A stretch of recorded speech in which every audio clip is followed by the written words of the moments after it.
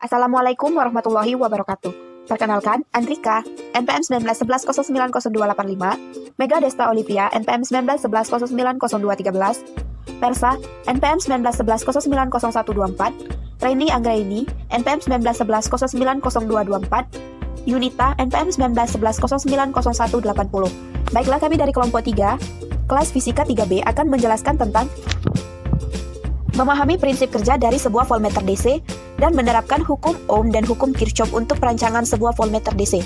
Selamat menyaksikan. Memahami prinsip kerja dari sebuah voltmeter DC. Dalam menggunakan voltmeter DC, hendaklah diingat beberapa hal berikut ini.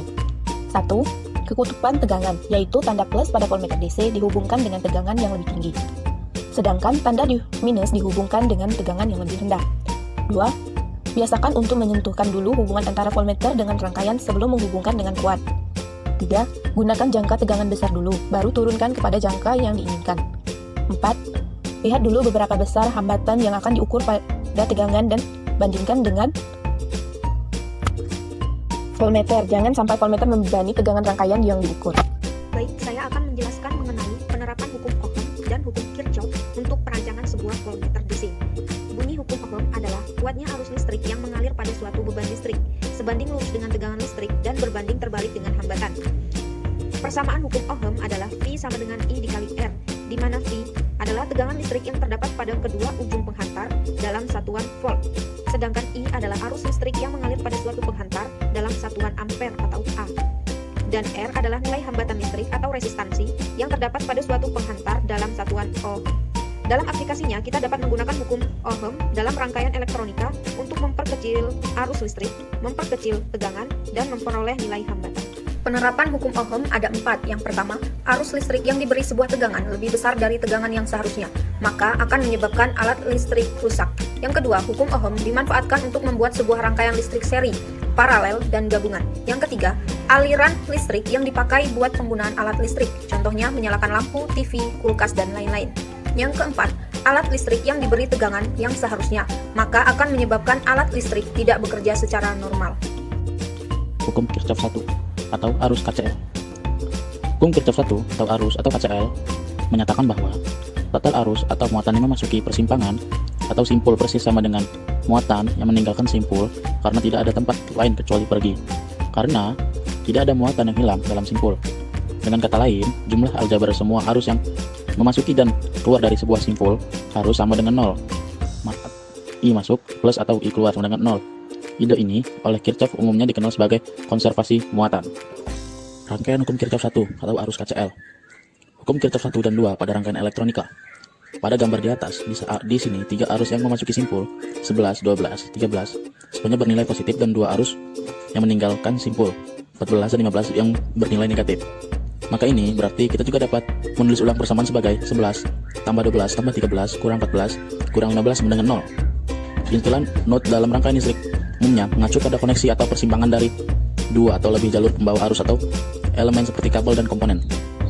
Juga agar arus mengalir masuk atau keluar dari simpul, jalur rangkaian tertutup harus ada. Kita dapat menggunakan hukum Kirchhoff 1 arus ketika menganalisis rangkaian paralel. Rangkaian hukum Kirchhoff 2, tegangan KFL.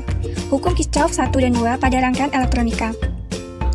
Jumlah semua tegangan turun di sekitar lingkaran sama dengan 0. Dalam satu lingkaran memiliki 4 titik, yaitu titik A, titik B, titik C, dan titik D.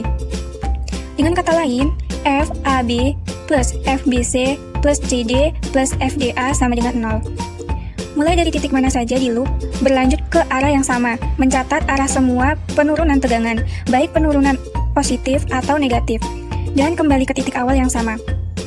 Penting untuk mempertahankan arah yang sama, baik secara jarum jam atau secara berlawanan arah. Jumlah tegangan akhir tidak akan sama dengan 0. Kita dapat menggunakan hukum Kirchhoff 2 tegangan ketika menganalisis rangkaian seri. Ketika menganalisis rangkaian DC dan rangkaian AC, menggunakan hukum Kirchhoff, rangkaian sejumlah definisi dan terminologi digunakan untuk menggambarkan bagian-bagian rangkaian yang dianalisis sebagai simpul jalur, jam, cabang, loop, dan mesh. Istilah-istilah ini sering digunakan dalam analisis rangkaian sehingga penting untuk memahaminya. Penerapan hukum Kirchhoff rangkaian. Kedua undang-undang ini menghubungkan arus dan tegangan dalam suatu rangkaian dapat ditemukan, yaitu rangkaian adalah sebagai berikut. Yang pertama, asumsikan semua tegangan dan resistan diberikan jika tidak memberi label F1, F2, R1, R2, dan lain-lain. Yang kedua, tandai setiap cabang dengan arus cabang I1, I2, I3, dan lain-lain. Yang ketiga, temukan persamaan hukum Kirchhoff 1 arus untuk setiap simpul. Yang keempat, temukan persamaan hukum Kirchhoff 2 tegangan untuk masing-masing loop independen di rangkaian. Yang kelima, gunakan persamaan simultan linear seperti yang diperlukan untuk menemukan arus yang diketahui. Baiklah, selanjutnya saya akan menjelaskan tentang istilah teori rangkaian DC umum. Yang pertama, rangkaian. Sebuah rangkaian adalah jalur konduksi loop tertutup di mana arus listrik mengalir. Yang kedua, jalur atau path, satu baris elemen atau sumber yang menghubungkan. Yang ketiga adalah node. Node adalah persimpangan, koneksi atau terminal dalam suatu rangkaian di mana dua atau lebih elemen rangkaian dihubungkan atau digabung bersama-sama memberikan titik koneksi antara dua atau lebih cabang. Node ditunjukkan oleh sebuah titik. Yang keempat adalah cabang. Cabang adalah satu atau sekelompok komponen seperti resistor atau sumber yang terhubung. Yang kelima, loop. Loop adalah jalur tertutup sederhana dalam rangkaian di mana tidak ada elemen atau simpul rangkaian yang ditemui lebih dari sekali. Yang keenam adalah mesh. Mesh adalah satu loop terbuka yang tidak memiliki jalur tertutup, tidak ada komponen di dalam mesh. Nah, itulah video pemaparan dari kelompok 3. Semoga bermanfaat bagi kita semua. Dan jangan lupa untuk like, komen, dan subscribe ya. Wassalamualaikum warahmatullahi wabarakatuh.